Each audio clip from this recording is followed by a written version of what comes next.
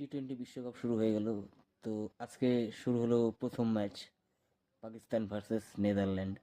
তো নেদারল্যান্ড যেভাবে খেলেছে, রান কম করলেও 147 করলেও খুব ভালো খেলেছে। কারণ পাকিস্তানের জন্য 147 রানটা খুব একটা ছোট ছিল না, যথেষ্ট ছিল তাদের জন্য। যদি শেষের দিকে ওই ক্যাচটা না ছাড়তো, তাহলে নেদারল্যান্ড কিন্তু জিতে গিয়েছিল ভাই। সেই ক্যাচটা দেখে নাও তোমরা। Straight down the ground. There's a fielder there. Oh, and it's dropped. যে স্কোর তোমরা দেখো, তারা কি স্কোর করেছে ভাই। বড় বড় ব্যাটসম্যান আছে তাদের কাছে, বড় বড় হিটার আছে, কিন্তু স্কোরটা তো দেখো ভাই।